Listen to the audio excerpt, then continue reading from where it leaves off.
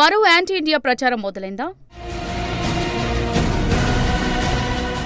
బ్రిటన్లో సిక్కులను ఢిల్లీ వేధిస్తోందా? ఖలిస్తాన్కు వెస్ట్ ఎందుకు చేకూరుతుంది? ఖలిస్తాన్కు డప్పు కొట్టే ట్రూప్లో యునైటెడ్ కింగ్డమ్ చేరిందా? ఈ ప్రశ్న ఎందుకంటే ఇప్పుడు యూకేలో పరిణామాలు బ్రిటిషర్లు వేస్తున్న అడుగులు అవే సంకేతాలనిస్తున్నాయి. సిక్కులకు ముప్పు ఉందన్న భ్రాంతి రోగం బ్రిటన్కు కూడా పాకింది. ఆధారాలు లేవు, అనుమానాస్పద చర్యలు కూడా లేవు. కానీ భారత్పై నిందలు వేస్తూ ఢిల్లీ వైపు బ్రిటన్ వేలెత్తి చూపుతుంది.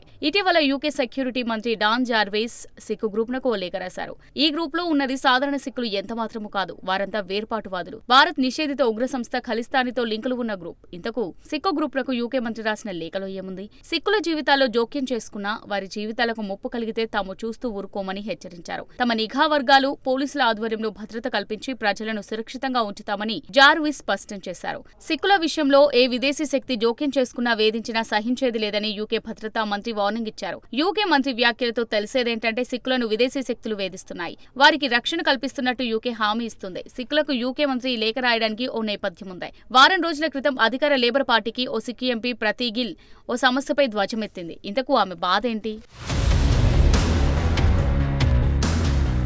యూకే హోంశాఖ మంత్రికి ఎంపీ ప్రీత్ గిల్ ఓ లేఖ రాశారు. అందులో బ్రిటన్కు తిరిగి వచ్చిన సిక్కులు వేధింపులకు గురవుతున్నట్టు ఆరోపించింది. ఎయిర్పోర్ట్లో సిక్కులను ఆపి విచారణ జరుపుతున్నట్టు మండిపడింది. సిక్కిజంపై మీ అభిప్రాయం ఏంటి? వేర్పాటువాదం గురించి ఏమనుకుంటున్నారు? హర్దీప్ సింగ్ నిజ్జర్ హత్యను మీరు ఎలా చూస్తారు? వంటి ప్రశ్నలను విచారణ అధికారులు అడుగుతున్నట్టు ప్రీత్ గిల్ విమర్శించింది. ఇక్కడ రెండు అంశాలున్నాయి. అందులో మొదటిది ఇవన్నీ ఆరోపణలు మాత్రమే, రెండోది కీలకమైనది. యూకేలో సిక్కుల వేధింపులపైనే ప్రీత్ గిల్ ఆరోపించింది. భారతీయ విమానాశ్రయాల్లో సిక్కులను వేధించే అలాంటి ఘటనలు జరగలేదు. కనీసం అక్కడ భారతీయ ఇమిగ్రేషన్ అధికారులు కూడా లేరు. యూకే సిక్కుల వేధింపుల్లో భారత జోక్యం ఎక్కడుందో బ్రిటన్కే తెలియాలి. యూకేలో జరుగుతున్న వేధింపులను ఢిల్లీ మీద తోసిపుచ్చేందుకు లండన్ ప్రయత్నించింది. నిజానికి ఇది హాస్యాస్పదమైన వాదన. ఇటీవల బ్రిటన్లో సిక్కులను వేధించే ఘటనలో ఒకదాన్ని ఇప్పుడు చూద్దాం. తుర్కియాలో సరదాగా గడిపి తిరిగొచ్చిన ఓ సిక్కు యువకుడిని మాంచెస్టర్ ఎయిర్పోర్ట్లో ఆపేశారు. అక్కడి అధికారులు అతడిపై చేయి చేసుకున్నారు. ఆ సిక్కు వ్యక్తి తలపాగను కూడా తొలగించేందుకు యత్నించాడు. ఒకవేళ అతడు అమాయకుడైతే ఇంతకన్నా దారుణ ఘటన ఏముండదు. ఇందులో భారత జోక్యం వేధింపులు ఎక్కడ ఉన్నాయో బ్రిటిషర్లకు ఎలా అర్థమైందో తెలియడం లేదు.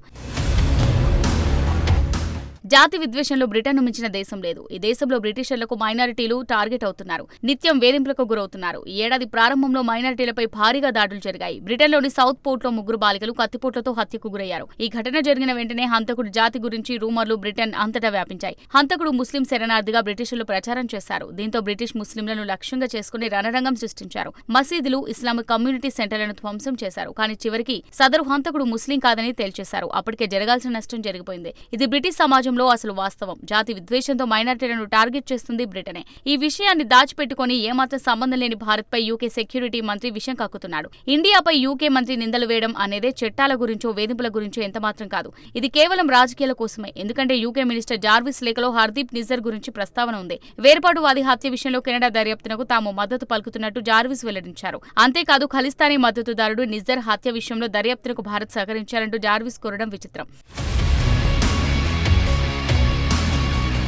అయితే అసలు భారత్ ఏ రకంగా సహకరించారో మాత్రం జార్విస్ చెప్పలేదు. నిజ్జర్ హత్య కేసులో ఇప్పటివరకు కెనడా ఎలాంటి ఆధారాలను భారత్కు ఇవ్వలేదు. కేవలం ట్రస్ట్ మీ బ్రో అన్నట్టు ఒట్టావో వ్యవహరిస్తుంది. అంటే నిజ్జర్ను హత్య చేసింది భారతే, నన్ను నమ్ము బ్రో అంటుంది. ఎందుకంటే నిజ్జర్ హత్య కేసులో ఎలాంటి ఆధారాలు కెనడా వద్ద లేవు. ఒకవేళ నిజంగా ఆధారాలు ఉంటే వాటిని భారత్కు ఇచ్చి ఇప్పుడేమంటారు అని అంతర్జాతీయ వేదికలపై కెనడా నిలదీసేది. ఆధారాలు లేవు కాబట్టే కెనడా రాజకీయ విమర్శలకు దిగుతుంది. కేవలం ఓటు బ్యాంక్ రాజకీయాలకు తెరలేపింది. భారత రాయబార కార్యాలయాలపై దాడులు జరిగినా, రాయబారులను బెదిరించిన కెనడా ప్రధాని జస్టిన్ ట్రూడో సైలెంట్ గా ఉంటున్నాడు. అగ్రదేశం అమెరికా కూడా ఇలాగే వ్యవహరిస్తుంది. ఖలిస్తానీ మద్దతుదారుడు గురు పంత్వంత్ సింగ్ పన్ను బహిరంగంగానే భారత్ రాయబారులపై బెదిరింపులకు దిగుతున్నాడు. కానీ అమెరికా ప్రభుత్వం మాత్రం పట్టనట్టు వ్యవహరిస్తుంది. తాజాగా భారత విదేశీ వ్యవహారాల శాఖ స్పందించింది. పన్ను బెదిరింపులను సీరియస్ గా పరిగణిస్తున్నట్టు వెల్లడించింది. అమెరికా సైతం సీరియస్ గానే స్పందించాల్సిందేనని భారత్ తేల్చి చెప్పింది. కెనడా, అమెరికాలు ఇలాంటి వాటిపై అక్కడి ప్రభుత్వాలు పట్టించుకోవు. కానీ ఇప్పుడు ఈ ఖలిస్తానీ వివాదంలో బ్రిటన్ కూడా ఎంట్రీ ఇచ్చింది. అసలు ఎందుకు యూకే ఈ వివాదాన్ని భుజానికి ఎత్తుకుంటుంది?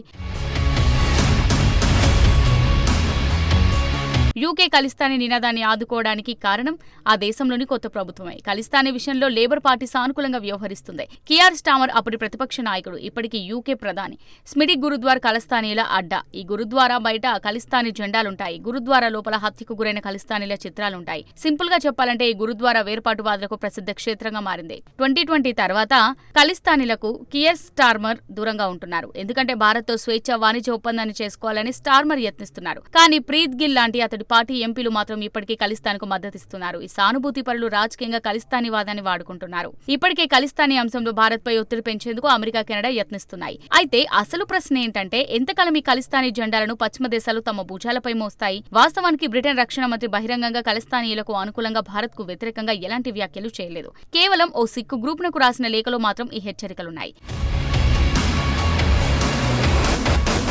బ్రిటన్ సెక్యూరిటీ మంత్రి జార్విస్ రాసిన లేఖను బ్రిటన్కు చెందిన ఓ మీడియా సంస్థ సంపాదించింది. బహుశా ఇక నుంచి భారత్పై లండన్ కూడా ఖలిస్తానీ గన్నును ఎక్కుపెట్టే అవకాశం ఉంది. అయితే బ్రిటన్ యాటిట్యూడ్ భవిష్యత్తులో మారుతుందా, ఇలాగే ఉంటుందా తెలియాలంటే వేచి చూడాల్సిందే.